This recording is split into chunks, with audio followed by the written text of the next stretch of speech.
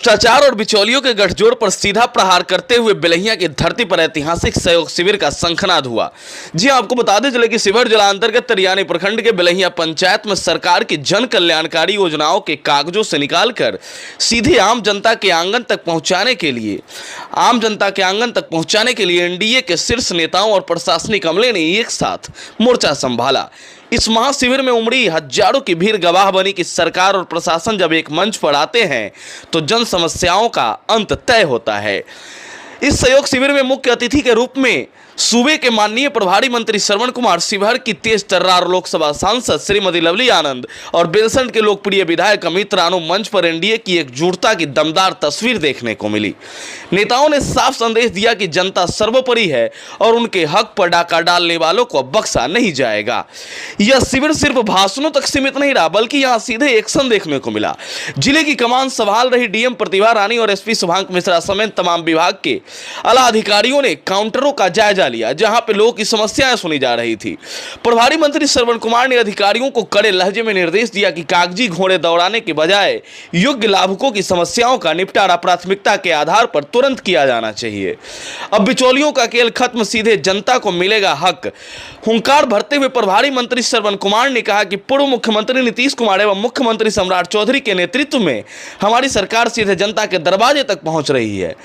इस सहयोग शिविर का एकमात्र मकसद बिचौलियों को राज को उखाड़ फेंकना और हर गरीब को उसका असली अधिकार दिलाना है। वहीं शिवहर की सांसद लवली आनंद ने दहाड़ते हुए कहा कि शिवहर लोकसभा क्षेत्र का विकास मेरी पहली प्राथमिकता होगी। केंद्र की मोदी सरकार और राज्य की एनडीए सरकार मिलकर डबल इंजन की सरकार तेज रफ्तार से इस क्षेत्र की तस्वीर और तकदीर बदलने के लिए दिन रात काम कर रही है। इस दौरान हजारों की संख्या में ग्रामीण शिविर में उपस्थित रहे। कार्यक्रम में कई महिलाओं को प्रधानमंत्री आवास योजना के तहत स्वीकृत आवास की चाबी तथा लाभुकों को जॉब कार्ड वितरित किया गया। अधिकारियों ने बताया कि पिछले सहयोग शिविर में कुल 189 आवेदन प्राप्त हुए थे, जिनमें से 169 मामलों का निष्पादन कर दिया गया है।